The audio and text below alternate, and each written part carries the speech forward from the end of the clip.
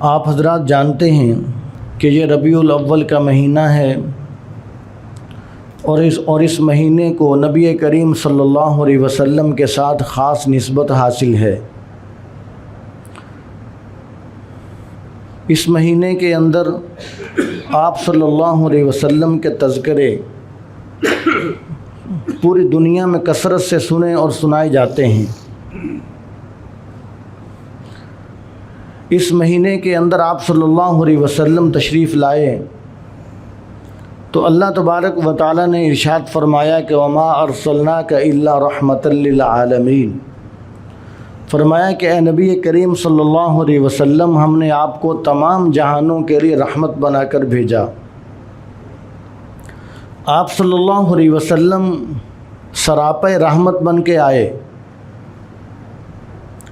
اس قدر رحمت لے کر آئے کہ اللہ تعالیٰ کے بعد پوری مخلوق کے اندر آپ صلی اللہ علیہ وسلم سے بڑھ کر رحمت والی اور کوئی ہستی نہیں ہے۔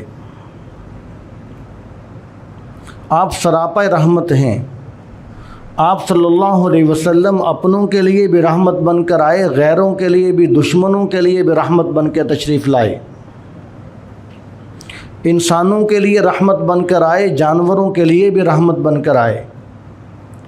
کائنات کی کوئی ایسی چیز نہیں ہے کہ جس نے نبی کریم صلی اللہ علیہ وسلم کی رحمت میں سے حصہ نہیں لیا۔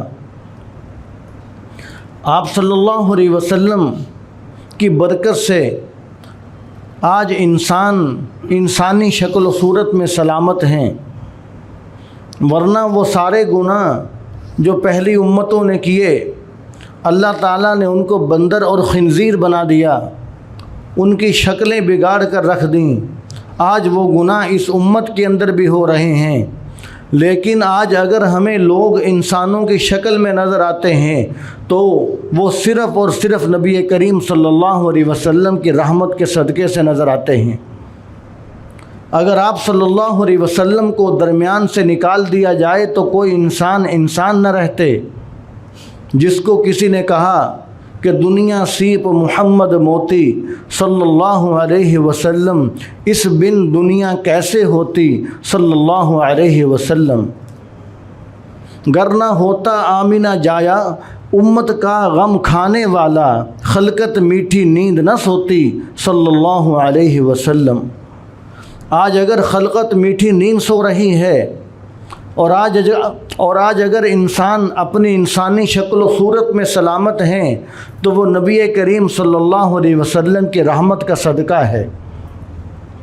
اور صرف انسان ہی نہیں، جانور بھی اس بات کو جانتے تھے کہ یہ ہستی ہمارے لیے بھی رحمت بن کے آئی ہے۔ ایک اونٹ آیا نبی کریم صلی اللہ علیہ وسلم کی خدمت میں آ کر عرض کرتا ہے کہ یا رسول اللہ، میرا مالک مجھ سے کام زیادہ لیتا ہے اور مجھے چارہ تھوڑا ڈالتا ہے، لہٰذا میں اپنا کیس لے کر آپ کے دربار میں حاضر ہوا ہوں۔ آپ صلی اللہ علیہ وسلم نے اس کے مالک کو سمجھایا اور بلایا اور سمجھایا کہ دیکھو تم اس کا حق ادا کیا کرو تاکہ مجھے دوبارہ یہ شکایت سننے کا موقع نہ ملے۔ تو آپ صلی اللہ علیہ وسلم رحمت بن کے آئے۔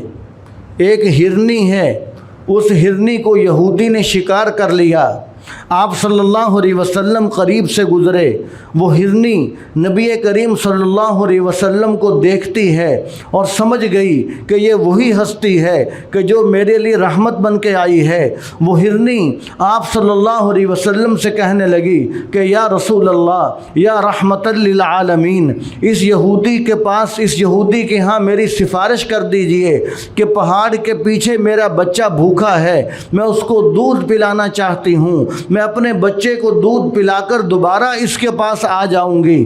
آپ صلی اللہ علیہ وسلم نے یہودی کو سفارش کی۔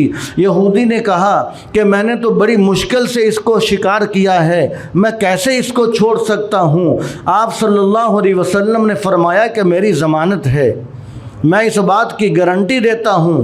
یہودی نے چھوڑا، وہ ہرنی چھلانگیں لگاتی ہوئی گئی اور پہاڑ کے پیچھے اپنے بچے کو دودھ پلا کر اسی رفتار سے واپس آ کر یہودی کے پاس کھڑی ہو گئی۔ جب یہودی نے یہ منظر دیکھا کہ اس کی بات تو اس کی بات کی لاج تو ہرنی بھی رکھتی ہے، میں کتنا بدبخت ہوں کہ مجھے اس ہستی کی قدر نہیں ہے۔ وہ یہودی فوراً کلمہ پڑھ کر مسلمان ہو گیا۔ تو آپ صلی اللہ علیہ وسلم رحمت بن کے آئے، تو آپ صلی اللہ علیہ وسلم صرف انسانوں کے لیے نہیں بلکہ جانوروں کے لیے بھی رحمت بن کر آئے ہیں، اور آپ صلی اللہ علیہ وسلم مزدوروں کے لیے بھی رحمت بن کر آئے۔ ایک مزدور کو دیکھا آپ صلی اللہ علیہ وسلم نے، اس کے ہاتھ پر محنت مزدوری کرنے کی وجہ سے نشان پڑے ہوئے تھے۔ آپ صلی اللہ علیہ وسلم نے اس کے ہاتھ اپنے دست نبوت میں لیے اور ان ہاتھوں کو چوم لیا۔ آپ صلی اللہ علیہ وسلم نے مزدور کا ہاتھ چوم کر اپنی امت کو سبق دے دیا کہ دیکھو، مزدور کو کبھی حقارت کی نگاہ سے نہ دیکھنا، اس کے محنت والے ہاتھوں پر نبوت کے ہونٹ لگے ہوئے ہیں۔ نبوت نے اپنے ہونٹوں سے مزدور کے ہاتھوں کو چوما ہے، لہٰذا کبھی مزدور کو حقارت کی نگاہ سے نہ دیکھنا۔ آپ صلی اللہ علیہ وسلم نے مزدور کو کیسی عزت بخشی، فرمایا کہ الکاسب حبیب اللہ، فرمایا کہ یہ محنت مزدوری کرنے والا، اس کو کوئی عام چیز نہ سمجھنا، یہ اللہ تعالیٰ کا دوست ہے، یہ اللہ تعالیٰ کا دوست ہے۔ تو مزدور کو بھی آپ صلی اللہ علیہ وسلم کی رحمت میں سے حصہ ملا ہے۔ اور آج اگر معاشرے کے اندر بوڑھوں کی عزت پائی جاتی ہے، بوڑھوں کا احترام ہے، بوڑھوں کی عزت ہے، تو وہ بھی میرے نبی علیہ الصلاۃ والسلام کی رحمت کا صدقہ ہے۔ آپ کی تشریف آوری سے پہلے لوگ بوڑھوں کو گھر سے نکال دیا کرتے تھے، جس طرح آج بھی جو ہمارے پیغمبر کو نہیں مانتے ان کے ہاں آج بھی اولڈ ہاؤس بنے ہوئے ہیں۔ تو حضور صلی اللہ علیہ وسلم نے آ کر اپنی امت کو سبق دیا کہ دیکھو، من لم یعقر کبیرنا فلیس منا، فرمائے کہ تم میں سے جو اپنے بوڑھوں کی عزت نہیں کرتا وہ ہم میں سے نہیں ہے۔ آج اگر گاڑی میں سفر کرتے ہوئے کسی بوڑھے کو دیکھ کر، کسی کے بڑھاپے کو دیکھ کر، کسی کے سفید بالوں کو دیکھ کر اگر کوئی نوجوان اپنی سیٹ چھوڑ دیتا ہے تو وہ بھی حضور صلی اللہ علیہ وسلم کی رحمت کا صدقہ ہے۔ تو آپ صلی اللہ علیہ وسلم کی رحمت میں سے حصہ پایا۔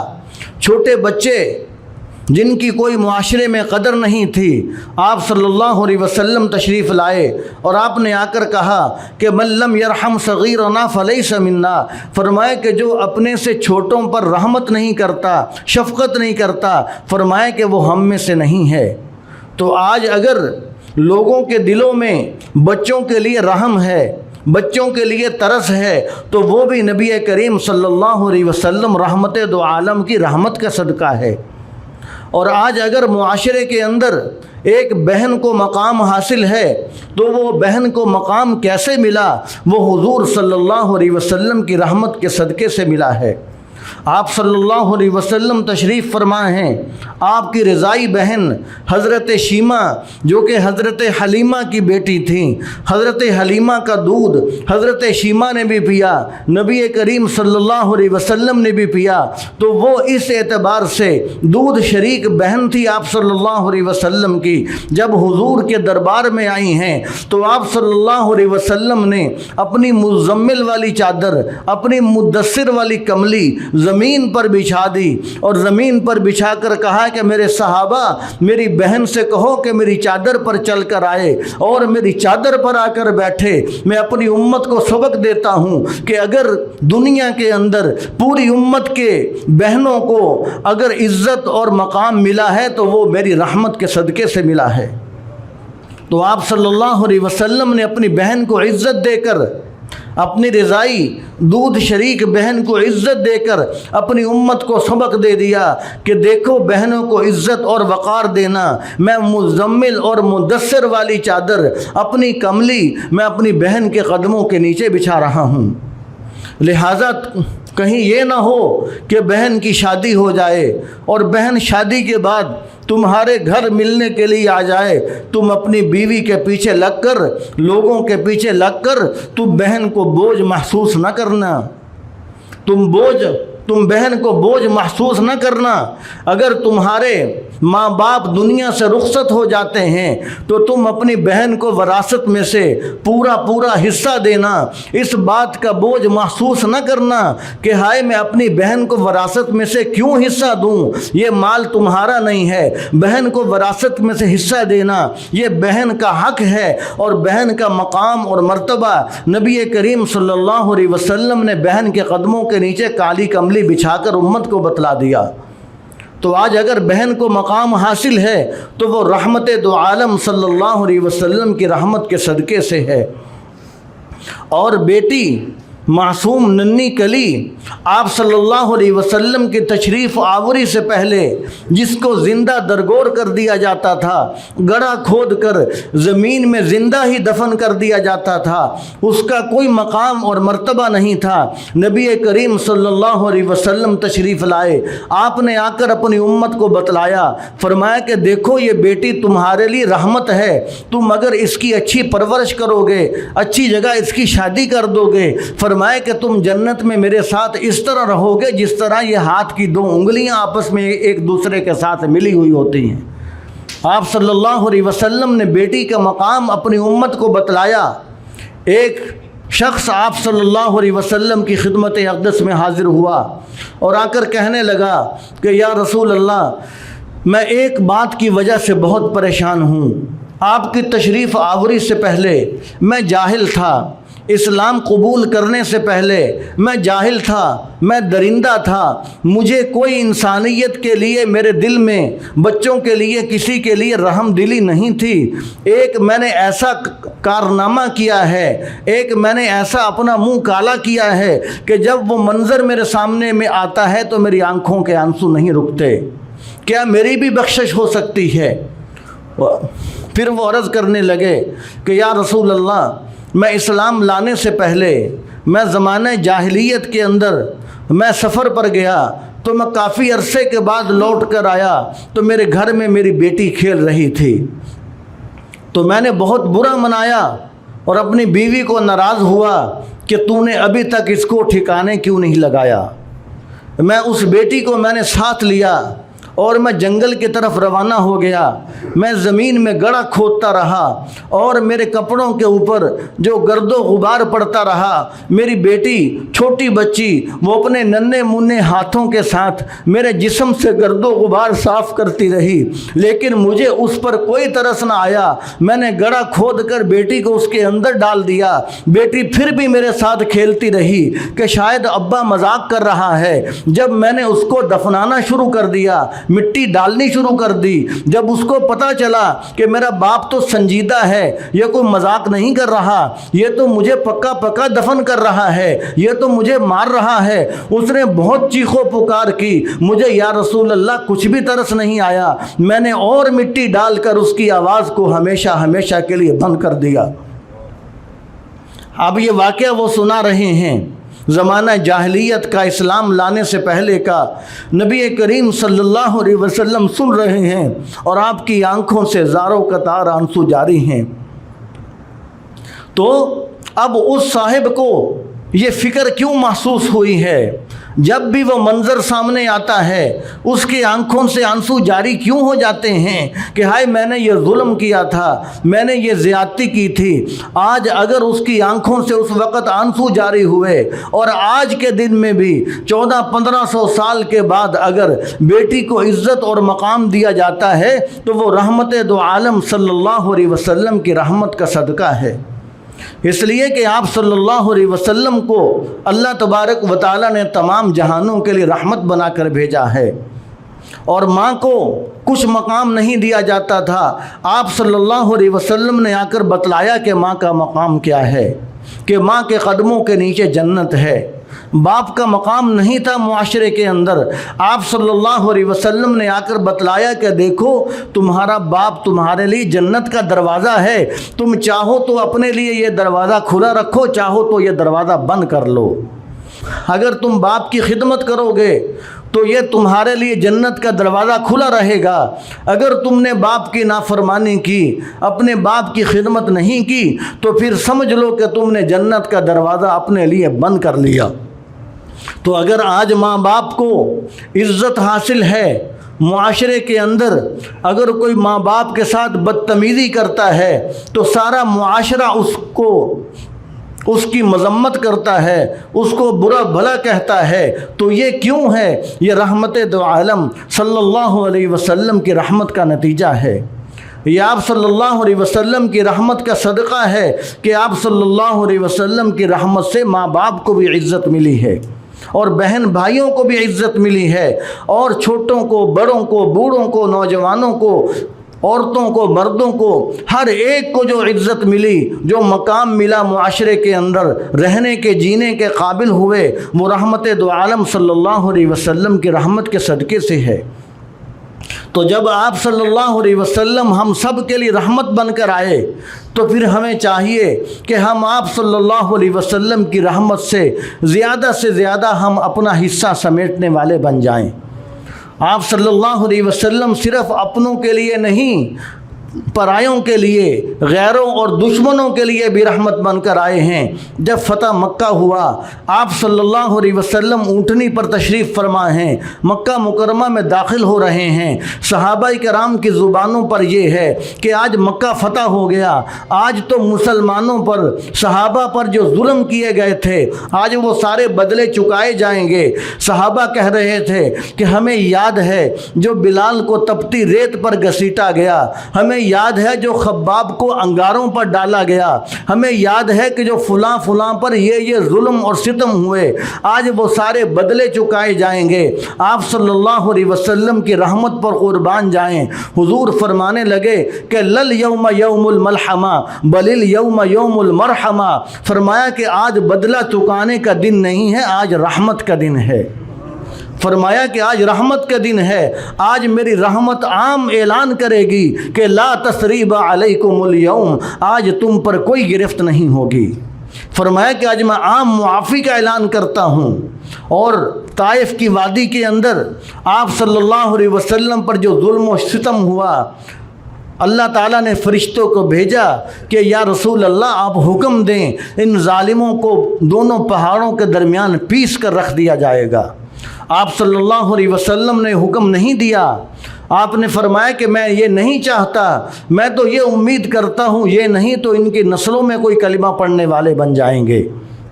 جس کو کسی نے کہا کہ جو عاصی کو کملی میں اپنے چھپا لے، جو دشمن کو بھی زخم کھا کر دعا دے، اسے اور کیا نام دے گا زمانہ، وہ رحمت نہیں ہے تو پھر اور کیا ہے۔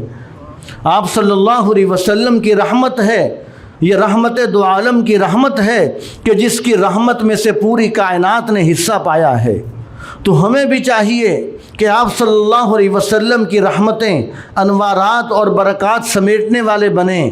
آج آپ صلی اللہ علیہ وسلم کی رحمتیں ہمیں کیسے نصیب ہوں گی، ہم کیسے زیادہ سے زیادہ انوارات اور برکات حاصل کرنے والے بنیں گے؟ جو آپ صلی اللہ علیہ وسلم کی سنت پر، آپ کی مبارک زندگی پر جو جتنا زیادہ چلے گا، جتنا زیادہ عمل کرے گا، اتنا زیادہ آپ کی رحمتیں سمیٹنے والا بنے گا۔ جس کو کہا گیا کہ دونوں عالم میں تجھے مطلوب اگر آرام ہے، ان کا دامن تھام لو جن کا محمد نام ہے صلی اللہ علیہ وسلم۔ اگر آج ہم چاہتے ہیں کہ دونوں عالم میں ہمیں آرام نصیب ہو جائے، تو اس کا ایک ہی راستہ ہے کہ آپ صلی اللہ علیہ وسلم کا دامن تھامنا پڑے گا۔ اس لیے کہ نقش قدم نبی کے ہیں، جنت کے راستے اللہ سے ملاتے ہیں سنت کے راستے۔ اگر ہم نقش قدم پر چلیں گے آپ صلی اللہ علیہ وسلم کے، تو آپ کا نقش قدم پر چلتے ہوئے سیدھا جنت کو پہنچ جائیں گے۔ اور اگر سنت سے ہٹ جائیں گے، ہم اپنی مرضی کی زندگی گزارنا شروع کر دیں گے، تو پھر خطرہ ہے کہ کسی ایسے راستے پر نہ پڑ جائیں کہ جو راستہ جہنم کی طرف جاتا ہو۔ آپ صلی اللہ علیہ وسلم نے ایک مرتبہ زمین پر درمیان میں ایک لمبی لکیر کھینچی اور اس کے دائیں بائیں کافی ساری لکیریں لگائیں۔ آپ صلی اللہ علیہ وسلم نے فرمایا کہ یہ درمیان والا راستہ یہ سیدھا ہدایت کا راستہ ہے، یہ جنت کا راستہ ہے، یہ ہدایت کا راستہ ہے، یہ صراط مستقیم ہے۔ فرمایا کہ دائیں بائیں جتنے راستے ہیں سارے گمراہی اور جہنم کے راستے ہیں۔ اور آج دیکھا جائے تو جنت میں جانے کے لیے ایک ہی راستہ ہے نبی کریم صلی اللہ علیہ وسلم کی سیرت طیبہ کا، آپ صلی اللہ علیہ وسلم کی سنت کا ایک ہی راستہ ہے۔ اگر گمراہی کے راستوں کو دیکھا جائے تو جس طرح آپ نے لکیریں بہت زیادہ لگائیں دائیں بائیں، تو ویسے ہی دائیں بائیں گمراہی کے راستے بھی پھر بہت زیادہ ہیں۔ شیطان سیدھے راستے کی طرف دائیں بائیں سے طرح طرح سے مختلف طریقوں سے حملہ کرتا ہے تاکہ کسی راستے پر یہ پڑ جائے اور کسی راستے پر اس بندے کو ڈال دیا جائے تاکہ یہ سیدھے راستے سے ہٹ جائے۔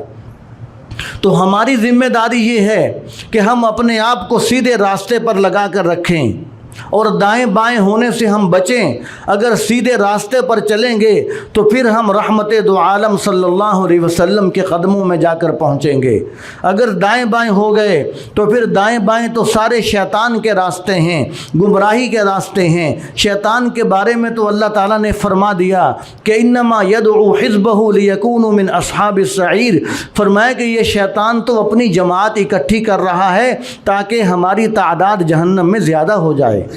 شیطان تو جہنم کے اندر اپنی تعداد بڑھانا چاہتا ہے، تو لیکن نبی کریم صلی اللہ علیہ وسلم کے راستے پر چلیں گے تو وہ ہدایت کا راستہ ہے، وہ سیدھا جنت کو جا رہا ہے۔ اور آپ صلی اللہ علیہ وسلم کی مبارک زندگی، آپ صلی اللہ علیہ وسلم کی مبارک سیرت کا ایک ایک پہلو اللہ تبارک و تعالیٰ نے محفوظ کر کے اس امت کو دیا ہے۔ آپ صلی اللہ علیہ وسلم کا ولادت باسعادت کیسی تھی، آپ صلی اللہ علیہ وسلم کا بچپن کیسا تھا، آپ صلی اللہ علیہ وسلم کی جوانی کیسی تھی، حضور کا بڑھاپا کیسا تھا، حضور چلتے کیسے تھے، حضور بیٹھتے کیسے تھے، حضور لیٹتے کیسے تھے، حضور سوتے کیسے تھے، حضور جاگتے کیسے تھے، حضور کا وضو غسل تیمم کیسا تھا، آپ کی نمازیں کیسی تھیں، آپ کے رکوع سجدے قعدے اور قیام کیسے تھے، آپ صلی اللہ علیہ وسلم بدر احد حنین تبوک اور خیبر میں کیسے گئے، اور آپ صلی اللہ علیہ وسلم نے کیسے کھانا کھایا، آپ نے کیسے پانی پیا، آپ صلی اللہ علیہ وسلم بیت الخلاء کیسے گئے، باہر کیسے تشریف لائے، اور مسجد میں کیسے گئے، باہر کیسے تشریف لائے، آپ صلی اللہ علیہ وسلم گھر میں کیسے گئے، بیویوں کے ساتھ کیسے تھے، بیٹیوں کے ساتھ کیسے تھے، رضائی بہن دودھ شریک بہن شیمہ کے ساتھ کیسے تھے، اور آپ صلی اللہ علیہ وسلم اپنے پرایوں کے ساتھ کیسے تھے، آپ نے تہجد اشراق چاشت اوابین صلاۃ التسبیح کیسے پڑھی، آپ کی دعائیں آپ کی استغفار آپ کی تلاوت کیسی تھی کتنی تھی، آپ صلی اللہ علیہ وسلم کا لباس کیسا تھا، آپ کا جوتا کیسا تھا، آپ کا امامہ شریف کیسا تھا، آپ کی ٹوپی مبارک کیسی تھی، ایک ایک چیز، آپ صلی اللہ علیہ وسلم کے صحابہ کیسے تھے، آپ کے مقتدی آپ کے مرید آپ کے شاگرد آپ کے نمازی سارے صحابہ کرام کیسے تھے، ایک ایک چیز اللہ تبارک و تعالیٰ نے محفوظ کروا کر اس امت کی جھولی میں ڈال دی اور اعلان کروا دیا، دونوں عالم میں تجھے مطلوب گر آرام ہے، ان کا دامن تھام لو جن کا محمد نام ہے۔ تو آج اگر ہم چاہتے ہیں کہ ہمیں دونوں عالم کے اندر آرام مل جائے تو پھر لازم ہوگا کہ ایک ایک کام کے اندر ہم نبی کریم صلی اللہ علیہ وسلم کی اتباع کرنے والے بن جائیں۔ آج حضور کا کوئی امتی یہ نہیں کہہ سکتا کہ میں ذمہ دار ہوں، مجھے شریعت سے رہنمائی نہیں مل رہی، میں دکاندار ہوں، میں ملازم ہوں، مجھے شریعت سے رہنمائی نہیں مل رہی، میں امام ہوں، میں مدرس ہوں، میں مجاہد ہوں، میں مبلغ ہوں، میرا یہ شعبہ ہے، شریعت سے مجھے رہنمائی نہیں مل رہی۔ ہر ایک کے لیے رہنمائی شریعت کے اندر موجود ہے تاکہ جو راہ راست پر چلنا چاہے اس کو کوئی دشواری نہ ملے، اس کو کسی دشواری کا سامنا نہ کرنا پڑے۔ تو آپ صلی اللہ علیہ وسلم کی ذات بابرکات اللہ تبارک و تعالیٰ نے ہمیں اس مہینے کے اندر عنایت فرمائی اور فرمایا کہ یہ آپ کے لیے کہ ہم نے تمام جہانوں کے لیے آپ کو رحمت بنا کر بھیجا، تو ہمیں چاہیے کہ ہم حضور کی رحمت سے زیادہ حصہ سمیٹنے والے بن جائیں۔ جو جتنا زیادہ حضور صلی اللہ علیہ وسلم کی طرف توجہ کرے گا، یعنی جو جتنا زیادہ اپنا دل کا پیالہ سیدھا رکھے گا اتنی زیادہ رحمتیں سمیٹ لے گا۔ اب مثال کے طور پر کسی علاقے پر بارش برستی ہے تو وہ بارش پورے علاقے پر برستی ہے، لیکن جس برتن کا منہ اوپر کو ہوتا ہے، جو برتن صاف شفاف ہوتا ہے، وہ بارش کا صاف شفاف پانی اپنے اندر محفوظ کر لیتا ہے، اور جو زمین زرخیز ہوتی ہے وہ زمین سرسبز و شاداب ہو جاتی ہے، اور جہاں پر گندگی کا ڈھیر ہو وہاں پر اور زیادہ گندگی بن جاتی ہے۔ تو بارش تو ایک ہی تھی جو پورے علاقے پر برس رہی تھی، تو کسی نے اس بارش سے بہت فائدہ اٹھا لیا، اور بعض جگہیں ایسی تھیں کہ وہاں پر بارش کی وجہ سے اور زیادہ پریشانی بن گئی۔ تو یہی مثال ہے کہ آپ صلی اللہ علیہ وسلم تمام جہان والوں کے لیے رحمت بن کر آئے۔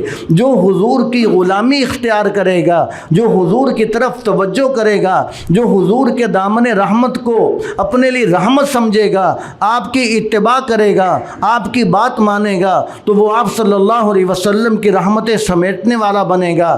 جو حضور صلی اللہ علیہ وسلم کی رحمت سے دور بھاگے گا کہ مجھے دین کی ضرورت نہیں ہے، مجھے شریعت کی ضرورت نہیں ہے، مجھے حضور کے طریقوں کی ضرورت نہیں ہے، میرا لباس، میری شکل و صورت اور میرا شادی بیاہ، میری خوشی غمی، میرے زندگی کے سارے کام اپنی مرضی میں سے ہوں گے، تو نہ وہ دنیا میں سکون پا سکتا ہے، نہ قبر آخرت میں سکون پا سکتا ہے۔ گویا کہ اس نے خود اپنے آپ کو محروم کر لیا۔ تو اس لیے ہمیں چاہیے کہ اس مہینے کے اندر جو آپ کے تذکرے سنے اور سنائے جاتے ہیں، ان تذکروں سے ہم فائدہ حاصل کریں۔ سب سے بڑا فائدہ یہ ہے کہ حضور کا دامن رحمت تھام لیں اور آپ کی سنت کی اتباع شروع کر دیں۔ تو دعا ہے کہ اللہ تعالی ہم سب کو عمل کی توفیق عطا فرمائے۔ وآخر دعوانا